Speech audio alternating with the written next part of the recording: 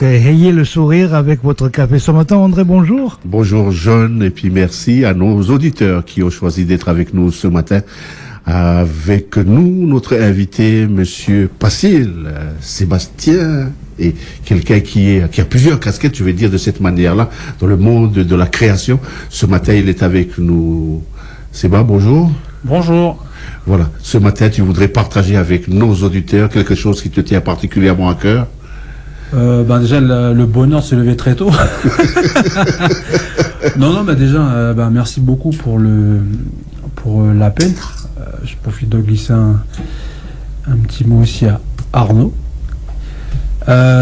C'était une joie de revenir, parce que on n'a pas l'occasion de venir dans les locaux. Je tenais juste à rappeler que Radio Jido est une institution et on se doit de répondre à l'appel. Donc pour moi, c'était tout à fait normal de venir. Après, je ne sais pas dans quelle direction on va prendre, mais en tout cas avec beaucoup de bonheur. Mmh. Merci beaucoup. Déjà, on salue c'est-à-dire l'arrivée de ce matin. C'est toujours un matin où on salue nos différentes autorités coutumières dans le pays du Grand Sud, Djoubia, Kapoumé, les 8 grandes chefferies.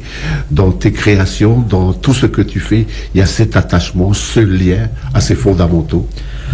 C'est vrai que on va dire que voilà, mais excusez-moi, mes deux corps de métier sont le cinéma et l'événementiel dans sa globalité. Ça fait à peu près une bonne vingtaine d'années que je gravite sur différents projets, tous différents, mais qui soient modernes, qui ont l'allure de la modernité.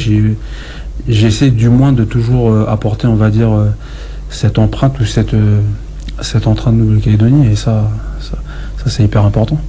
Donc je rebondis sur de parler d'un projet qu'on avait pu réaliser il y a quelques années de ça, un court-métrage qui s'appelle L'arbre et la pirogue, que j'ai eu l'honneur de produire et qui a fait la clôture de la quinzaine des réalisateurs au Festival de Cannes. Donc pour moi, ça a été une grande reconnaissance en soi au niveau professionnel, mais surtout ça a été une redécouverte aussi de mon enracinement aussi. C'est-à-dire que pour aller au plus simple, le grand défi était de pouvoir délocaliser une grande production parisienne, mais sur l'île de Lifou.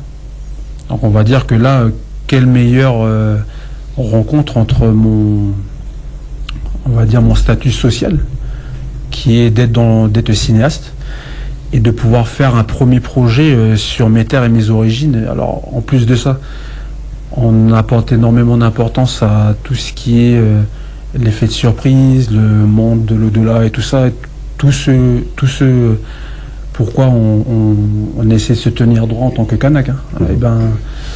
J'ai eu la chance de pouvoir faire participer mon papa dans un des rôles principaux. Je profite de l'occasion pour parler aussi d'un des acteurs, un jeune talentueux qui s'appelle Yabé Lapachas, qui a notamment joué dans le film L'Ordre et la morale de Mathieu Kassovitz. Et c'est surtout le plus grand honneur qu'on a eu, je parle déjà pour moi perso, d'avoir la participation de papa Maurice Highway. Voilà, pour tous ceux qui entendront ce nom. Je parle plus pour le district de Lifou et l'entité de Djéou, ils savent très bien qui il est, et pour moi c'était ça qui a donné un sens à ce projet-là. C'était, pour l'anecdote, je sais que mes supérieurs, on va dire hiérarchiques, m'avaient demandé de trouver quelqu'un qui puisse jouer un rôle. Moi, ça m'a beaucoup gêné en fait, parce que on ne peut pas jouer ou interpréter cette stature et ce poids. Moi déjà en tant que comédien, c'est déjà beaucoup de travail. Et on a été vraiment longuement en discussion sur des choix qu'ils m'avaient proposés, on m'avait même demandé de rencontrer des personnes qui avaient joué dans l'Ordre et la morale, mais qui étaient notamment une personne que je devais rencontrer qui était de Koné. C'est un très bon comédien, mais après le positionnement que j'avais était de pouvoir dire que ça allait perdre en authenticité, ne serait-ce qu'en termes de prononciation. Déjà que moi, le Djéou que je comprends, il est très actuel. Ça veut dire que, et c'est pour ça que j'ai demandé à mon père de faire une traduction, on va dire, qui allait approfondir le propos. C'est-à-dire vraiment je vais vraiment plus employer le mot géo ancien, vraiment pour un géo que moi je ne comprends pas en fait. Donc pour moi c'était ça la résonance. Donc en fait ce que je veux dire c'est que si je demande à quelqu'un de connaître de jouer un supérieur hiérarchique de chez moi avec on va dire des dialogues que même moi je comprends pas, je pense que ça allait perdre de l'authenticité en fait. Et vraiment vraiment pour clôturer cette anecdote, il s'avère que c'est on va dire l'endroit qu'on a choisi, qu'on a validé pour tourner était la tribu Zozip. On va dire que vu que c'est du cinéma, il fallait quand même que le paysage s'y prête bien. On va dire que Zozip, pour le peu que j'y sois allé, et surtout avec les longues discussions que j'ai avec mon papa, était quand même une tribu qui était toujours très propre, qui était toujours dégagée. Il y a une certaine droiture là-bas, que tous les fous pourra témoigner. Hein. Et je pense que ça allait respecter vraiment on va dire cette introduction au cinéma. Et en plus, il me dit, je parle de mon père, il me dit, demande à ton papa. Tu lui dis simplement que tu préviens-le que tu vas là-haut et demande-lui de quoi tu as besoin. Et ça s'est passé exactement comme ça. Je donnais des cours de tennis sur mon copain et il est venu, il a accepté l'invitation pour venir boire un thé, on discute et il me dit, écoute fils, y a pas de souci, tu me demandes ce que tu as besoin et je commence à faire une liste. Alors j'ai besoin de sable d'abattis, j'ai besoin d'une camembert, j'ai besoin de ça. Il dit, vas-y, dis tout. Ça tu l'as. Et en fait, j'avais oublié ce que j'étais venu lui demander. Et je sais qu'à la fin du goûter, je sais que mon père a fait il m'a donné une tape un peu dans le pied, il m'a dit mais demande-lui, oublie pas. Et je fais mais au fait Paps, tu connaîtrais pas quelqu'un qui pourrait interpréter un des rôles principaux, c'est-à-dire un grand chef quoi. Et en fait ce qui était marrant c'est qu'au moment où je lui pose la question, mais je suis en train de m'apercevoir que je lui demande à lui en fait, qui est quand même un notable et une très grande référence pour nous. Et en fait, ça te dérangerait de jouer. Et en fait, il me dit mais j'attendais que tu me demandes en fait. Et là, c'est parti en rigolade, mais en fait, j'ai eu une sensation très. Je crois que c'était la première fois que je ressentais ça. Je me suis dit ok, là on tient le film. C'était même le cadre était on est sur des cours de tennis. Je suis avec avec une des personnes qui allait vraiment tenir et donner vraiment une authenticité indiscutable au niveau du projet. Et du coup ça a clairement été l'élément qui a fait basculer. Ça veut dire que tout le cheminement coutumier, moi c'était aussi une occasion de pouvoir replonger dedans et de vraiment essayer de faire un peu le baromètre entre le monde kanak et on va dire le monde du cinéma parisien. Donc ça a été vraiment 10 jours d'une très très grande intensité, parce que sachant que les 3 premiers jours on était en jour off et on devait partir en repérage. Donc c'était très marrant, c'est que imaginez-vous une dizaine de personnes qui arrivent de France et qui sont là pour un objectif. C'est des gens qui n'ont pas le temps, ils sont très très talentueux, tout est réglé. Et ils sont arrivés là où ils ont été déréglés dès les premières minutes. Qu'est-ce qu'on fait? C'est quoi le carnet de charge? Et on va dire, moi je l'appelle notre roi. Quand moi je dois lui demander qu'est-ce qu'on fait, il me dit pendant 3 jours vous me suivez, on va faire que la coutume. Donc vous pouvez imaginer les réunions qu'on a eues à l'hôtel de l'Oasis, que je salue d'ailleurs. Mais comment on va faire? Et en fait mon combat il a été là en fait, de leur expliquer. On ne va pas imposer. Je connais le cheminement et le processus de tournage, mais là on vient, ce n'est pas nous qui allons imposer la marche à suivre, c'est nous qui allons nous adapter au rythme de là-haut. Donc en fait c'était cette nuance là mon vrai rôle en fait. Donc clairement pendant 10 jours j'étais clairement dans les coulisses. Et je n'ai de cesse toujours fait en sorte de pouvoir maintenir ça. Et, une autre anecdote qui me vient aussi en tête, c'est le premier soir où le pasteur de la tribu nous avait gentiment reçus à la maison. Il voulait absolument nous offrir un premier repas afin de nous présenter leur respect et de dire on est très enthousiaste de pouvoir participer avec vous. Et je sais que on allait présenter la programmation de la semaine. Et je me souviens qu'avant de prendre la soupe, il s'avère que si je peux employer le mot petit chef, comme il est aussi diacre, il allait bénir le repas. Et en fait, moi, discrètement, je regarde déjà le programme. Et je m'aperçois que sur les 10 jours, on tourne les 2 dimanches. Putain, et là, je commence à dire, oh là là, ça va pas bien. Et je me tourne vers mon papa et je lui dis, mais écoute, j'ai besoin de parler, j'ai besoin de dire quelque chose. Il dit, attends qu'il présente qu'il bénisse le repas. Va lui dire, pape, j'ai besoin de parler. Parce que je pense qu'il allait dire un mot, mais il m'a dit non, il dit, écoute, laisse-moi finir la prière et après tu vas parler. Et c'est lui qui a annoncé, il fait, oui, votre attention, il y a mon fils là qui va parler. Et moi, j'arrive, et je dis, là, je m'aperçois, je remarque que sur le programme, on tourne les 2 dimanches, mais en fait, c'est pas possible. Deuxième vent glacial. Et en fait, j'ai dû m'expliquer. Je fais non, en tribu ou même chez nous ici, on travaille pas. Et du coup, ça a été explication sur explication. Ils ont quand même essayé. Est-ce qu'il y a moyen en fin de journée? J'ai fait non, c'est irrévocable, c'est pas possible. C'est si on fait ça, on arrête. Donc, en fait, ces 2 anecdotes-là, pour moi, étaient très importantes parce qu'elles témoignaient vraiment pas de la complexité du tournage, parce qu'au final, c'est que la partie de tournage, c'est que du fun. Parce que concrètement, je suis obligé de joindre mon père au travail de préparation qui a duré quand même 1 an et demi. Je profite de l'occasion pour saluer tous mes frères et mes frangines qui m'ont accompagné dans ce processus, dans le secret, parce que concrètement, moi qui gravis dans le milieu du cinéma et qui viens ici, les gens ne comprennent pas, ne connaissent pas cette réalité-là en fait. Donc je leur dis, pendant 1 an, je serai obligé de rien dire. Je fais des choses, vous allez peut-être pas comprendre, mais il y a quelque chose qui va arriver. Donc c'est très aléatoire un peu. Et du coup, j'ai quand même eu... je profite de l'occasion pour mentionner leur nom parce que pour moi c'est très important. Waiso, Aka, toute la bande de la maison Rivière-Salée, c'est eux qui m'ont soutenu dans cette tâche.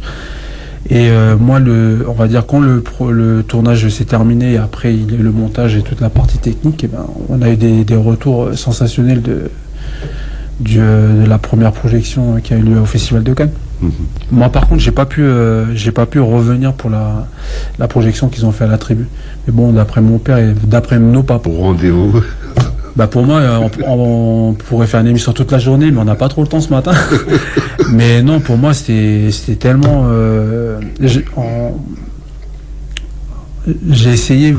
Pour moi, c'était limite une obligation de pouvoir intégrer mes origines, mais à ma manière. Et rien de mieux que les danseurs de bois qui ont une danse guerrière, mais hyper... que ce soit en performance physique, mais en historique. Et pour moi, il avait totalement sa place dedans. Et je vais essayer de réduire l'anecdote. En fait, il y avait un passage dans le scénario d'origine, parce que j'ai travaillé à la relecture. Parce que ça, c'est un autre aspect qui était important. C'est de savoir qu'est-ce qui va être dit.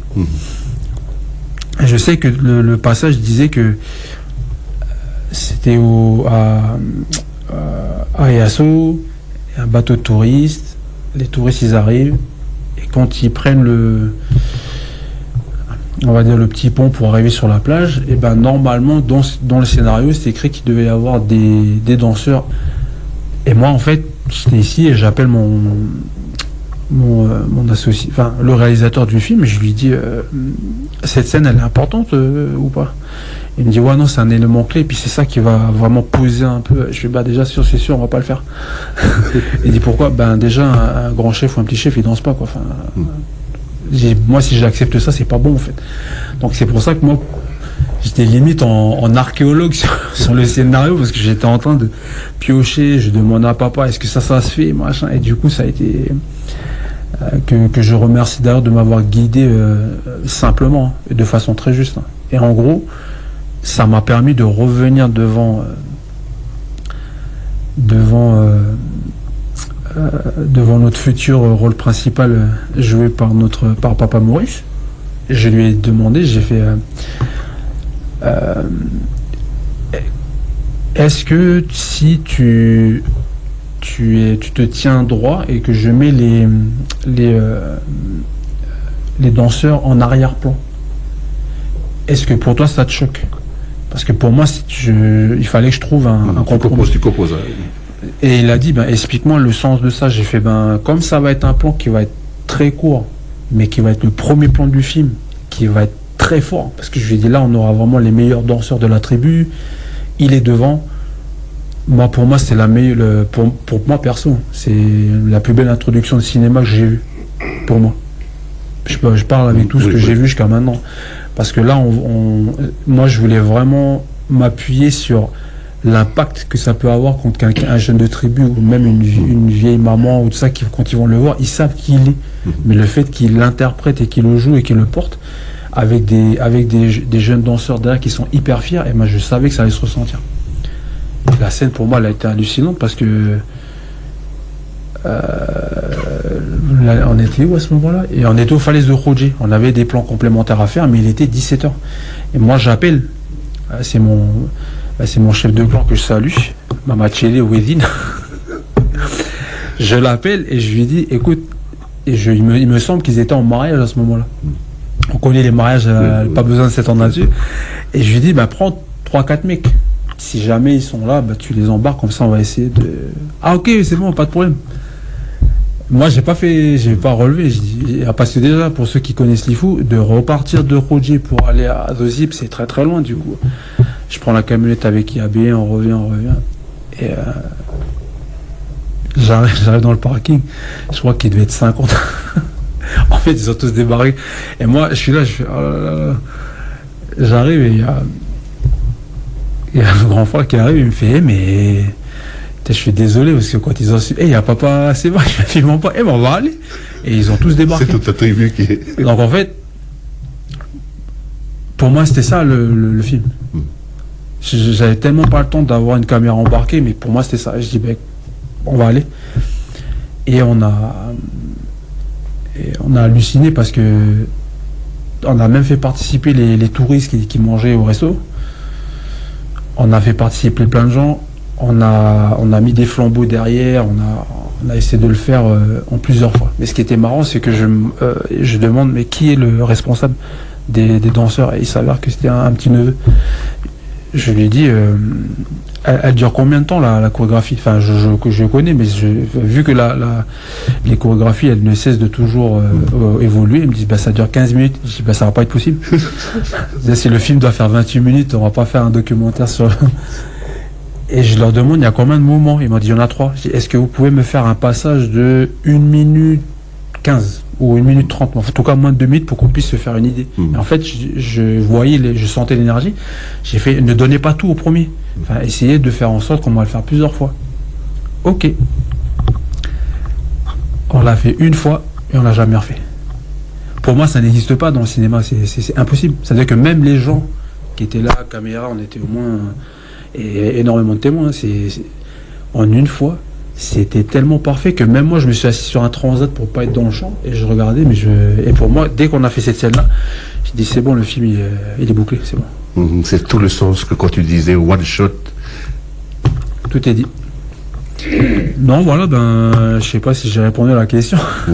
Bien répondu, mais je voulais introduire, faire le lien.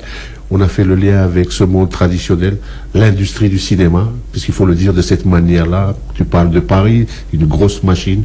Comment est-ce qu'ici dans le pays, ici dans notre pays, cette industrie-là, il se met en place difficilement, facilement? Très difficilement, je pense. On a beaucoup des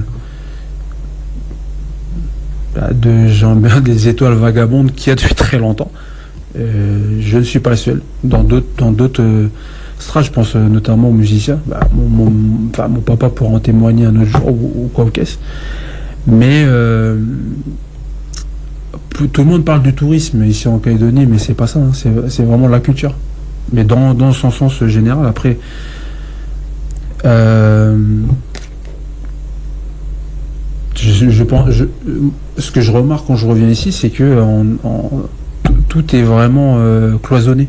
Ça veut dire que je pense que c'est quand les gens sont dans la peur, parce qu'ils ne comprennent pas. Peut-être que quand on est un artiste et qu'on se met face à quelqu'un qui a des codes, la discussion elle est délicate. Donc pour moi, le départ il est là. Après,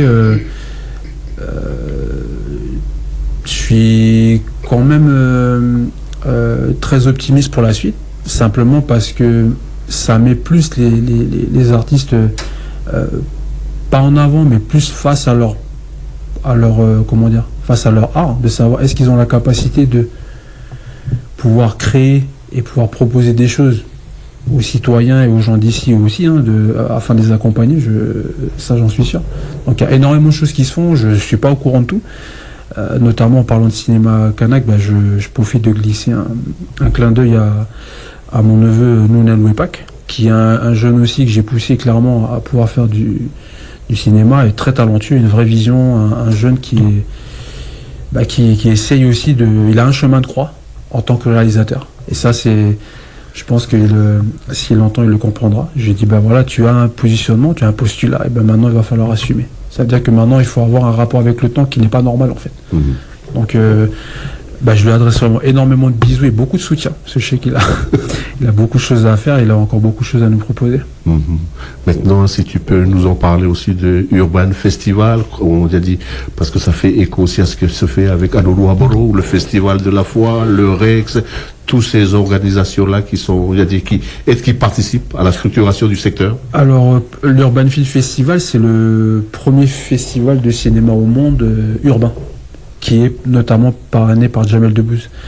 Et le festival a été créé par un ami qui s'appelle François Gautré, qui est le responsable de Hairstyle. En fait, il m'a introduit à Jamel Debbouze en 2013, en fait, leur souhait à l'époque, c'était de pouvoir créer des versions itinérantes, c'est-à-dire des qualifications dans différents pays du monde, notamment le Brésil, le Canada, l'Afrique commence à se développer. Et en fait, ils m'ont demandé est-ce que la Calédonie sera intéressée. J'ai dit je sais pas, mais je peux éventuellement voir ce que je peux faire.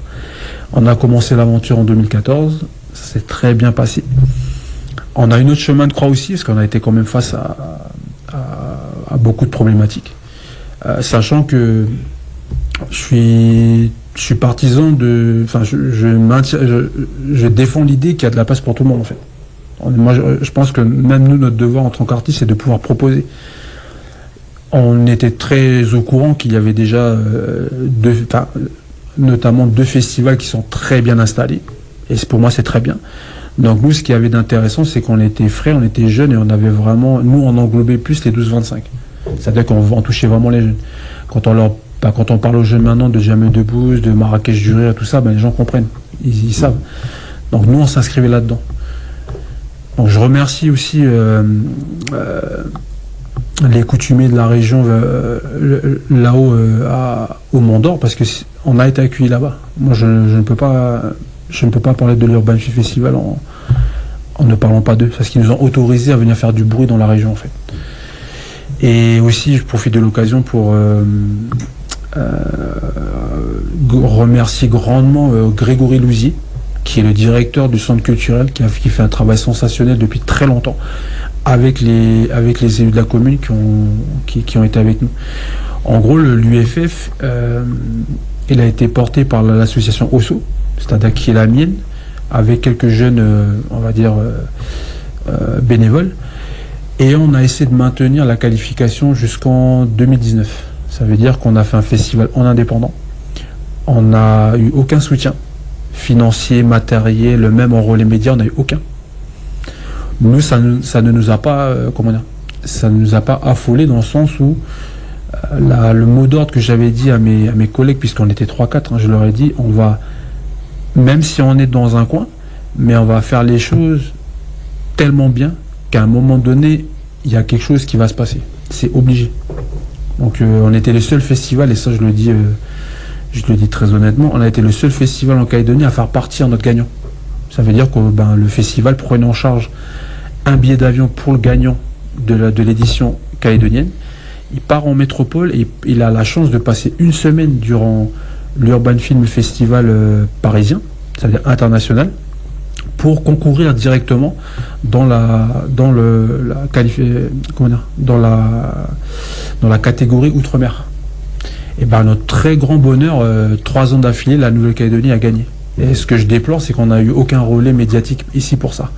Donc de voir un jeune de chez nous qui est quand même applaudi par la profession, parce que là, les partenaires du moins les entités qui gravitent autour de l'Urban Film Festival, c'est Arte, Netflix, c'est vraiment de UGC, Canal+, j'en passe.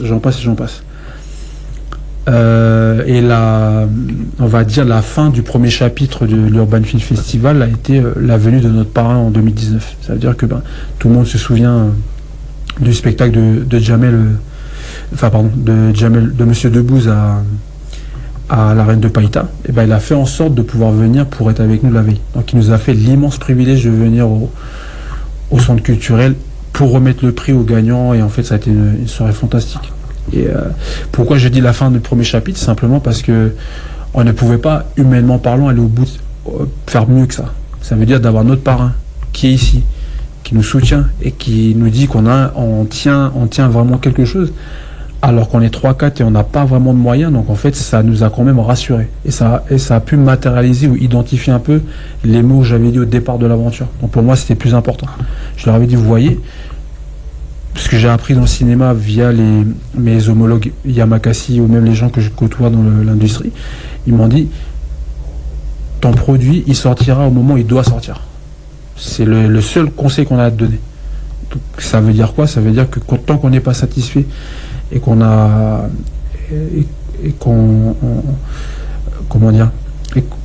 pas respecté vraiment la ligne de conduite qu'on s'est donnée au départ, ça ne marchera pas.